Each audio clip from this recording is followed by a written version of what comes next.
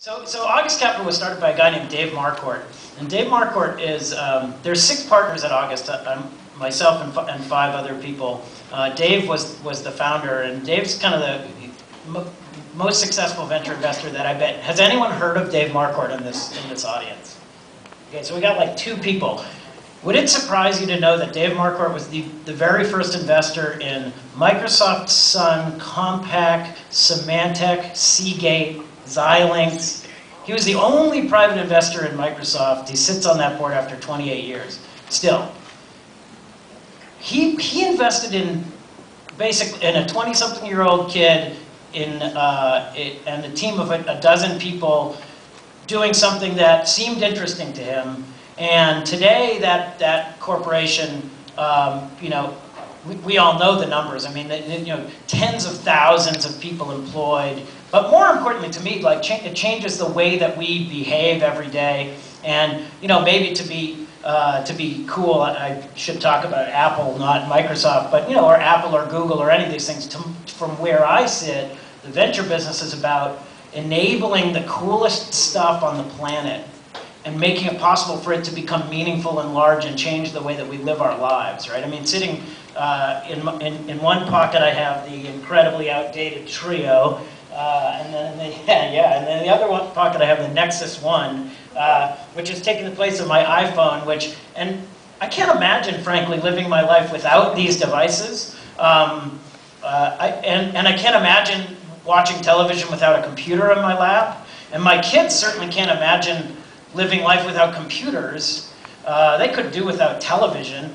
And so I just think like the venture business is this incredible opportunity to get at the front end of things that change our lives, the way we live our lives in every respect, whether it's how we manage to get through traffic, or how we consume information, or how we consume energy or whatever. So how many people over 40 have a Facebook page? Nobody hears them. About to raise my hand. How many of you over 40 are on the panel? If you don't, what is it about all this stuff that we're looking at that gets us all excited, that thinks that we're going to really monetize this and make a lot of money? Yeah, I mean, no, I think you're laughing thinking, oh, that's a tough question, but I actually think that the reality is that it is a no-brainer investing in these companies. It is a no-brainer investing in companies that may or may not appear to have business models, but reach a massive scale and interestingly large number of people in important ways that get at their lives. It was interesting. The question before was sort of how did the venture invest? What is our role in society, right? You lowlifes. Where do you get off? I have another question along those lines. Yeah.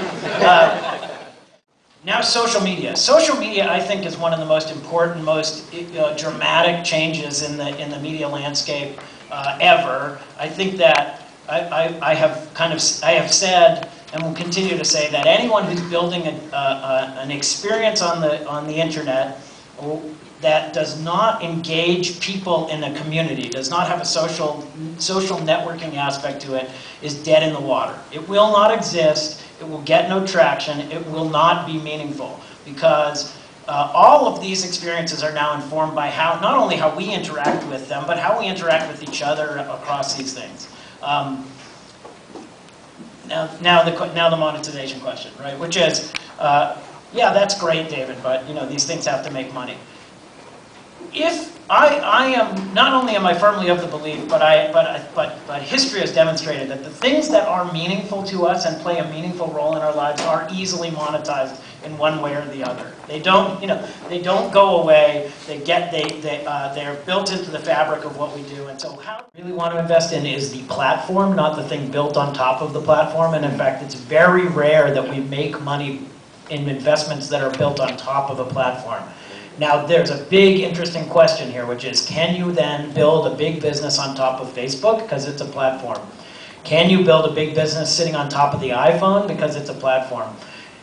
And I would have historically said no, that you want to be investing in Facebook, you want to be investing in the iPhone. But it may be that when a platform gets big enough, like Windows or the browser, that you then can build big businesses that are sustainable and interestingly large. But to bet on an emerging platform and build on top of it is an incredibly risky bet, because then you have double risk. One, the risk that your company is not going to work, and two, that the platform is not going to be big enough that it matters. So platform businesses are amazing, but building on top of them is a risky endeavor.